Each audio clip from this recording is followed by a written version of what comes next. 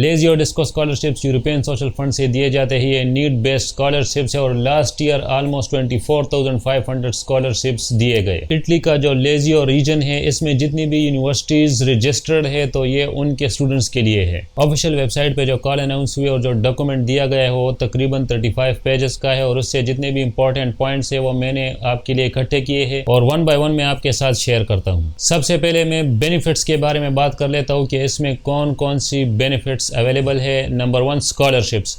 इसमें 3 किस्म के स्टूडेंट्स आते हैं, ऑफ कैंपस, ऑन कैंपस और कम्यूटेड। लेकिन जो पाकिस्तानी है, इंडियंस या बांग्लादेशी है, वो ऑफ कैंपस में आते हैं और उनके लिए ऑलमोस्ट 5,260 यूरोस पर ईयर दिए जाते हैं। फिर इसमें अकोमोडेशन है। अकोमोडेशन की फैसिलिटी भी इसमें अवेलेबल है और अगर आप फर्स्ट ईयर में अप्लाई करते हैं तो आपको मैक्सिमम 10 मंथ्स के लिए अकोमोडेशन भी दिया जाता है। इसमें मोबिलिटी ग्रांट्स भी है जो PhD स्टूडेंट्स को दिए जाते हैं कि बाहर किसी रिसर्च सेंटर में अगर वो जाके रिसर्च या कोई ट्रेनिंग करना चाहते हैं तो उनके लिए वो अवेलेबल होता है। और इसमें फाइनली ग्रेजुएशन अवार्ड भी दिया जाता है। इसके बाद मैं बेनिफिशियरीज की बात कर लेता हूँ कि कौन कौन इसको अवेल कर सकता है। तो जो बैचलर स्टूडेंट्स है, मास्टर स्टूडेंट्स है और वो PhD स्टूडेंट्स जो किसी भी स्कॉलरशिप पे नहीं है तो ये उसको अवेल कर सकते हैं। इसके बाद ड्यूरेशन ऑफ बेनिफिट्स, मतलब जो ये बेनिफिट्स है, फैसिलिटीज़ आपको इसमें अवेलेबल है, उसकी दौरानियाँ कितनी होती है। जो आपकी स्टडीज़ का लीगल ड्यूरेशन है starting from first year of your enrolment, वो इसमें शामिल है और प्लस 1 सेमेस्टर ऑफ स्कॉलरशिप, मतलब जो मैंने वो स्टार्ट में 5,000 की अमाउंट बताई थी उसका 50% दिया जाएगा और plus 2 semesters of other rewards. इसके बाद जो इंपॉर्टेंट चीज़ है वो एलिजिबिलिटी क्राइटेरिया है कि आप इसके लिए एलिजिबल है या नहीं है। इसमें जो फर्स्ट चीज़ है वो आपका फाइनेंशियल कंडीशन है और आपकी फैमिली की इकोनॉमिक सिचुएशन है, क्योंकि ये एक नीड बेस्ड स्कॉलरशिप है। इस पर्पस के लिए ISW पैरामीटर यूज किया जाता है जो कि इक्विवेलेंट इकोनॉमिक सिचुएशन इंडिकेटर है और इसकी जो वैल्यू है वो 23,626.32 यूरो से कम होनी चाहिए पर ईयर। तो अगर आपकी फाइनेंशियल सिचुएशन इसके मुताबिक होगा तो फिर आप इसके लिए कंसिडर किए जाएंगे। इसमें जो दूसरा क्राइटेरिया है वो मेरिट बेस्ड है और वो क्रेडिट्स आपने पूरे करने हैं। कोई आपकी परसेंटेज और ये नहीं देखा जाता बल्कि आपने क्रेडिट्स पूरे करने हैं। तो पिछली साल जो ये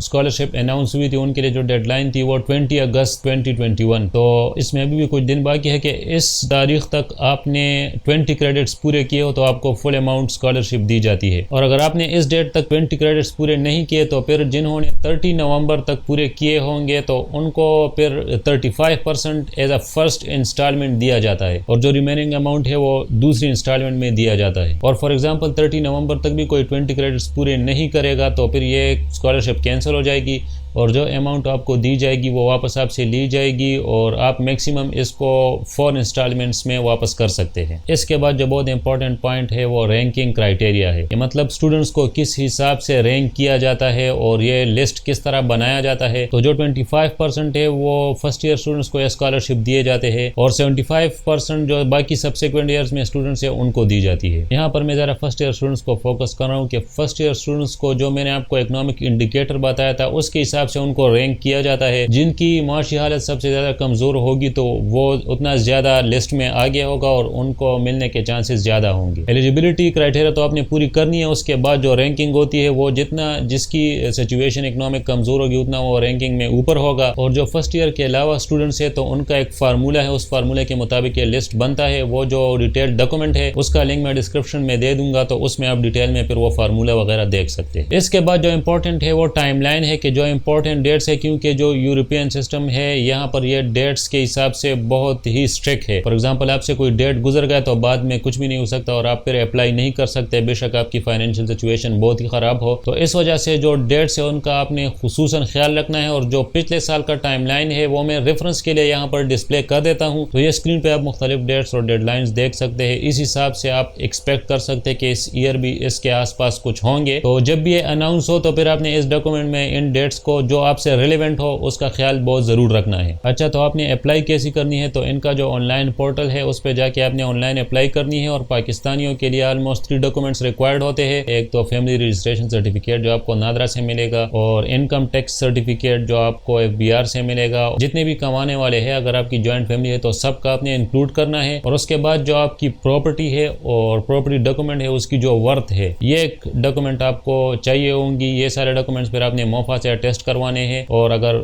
ये आपसे इटालियन ट्रांसलेशन मांगे तो फिर आपने ट्रांसलेट भी करने हैं। फिर यहाँ पर इटली में जब आप ये सारे डॉक्यूमेंट्स पोर्टल पे अपलोड करते हैं तो फिर जो वो इंडिकेटर है उसके हिसाब से कैलकुलेट करते हैं, और अगर आपका फिर उसमें नाम आता है तो आपको स्कॉलरशिप मिल जाती है। तो उम्मीद है कि आपको फ़ायदा हुआ होगा। इंशाल्लाह मिलते हैं नेक्स्ट वीडियो में। अस्सलाम वालेकुम।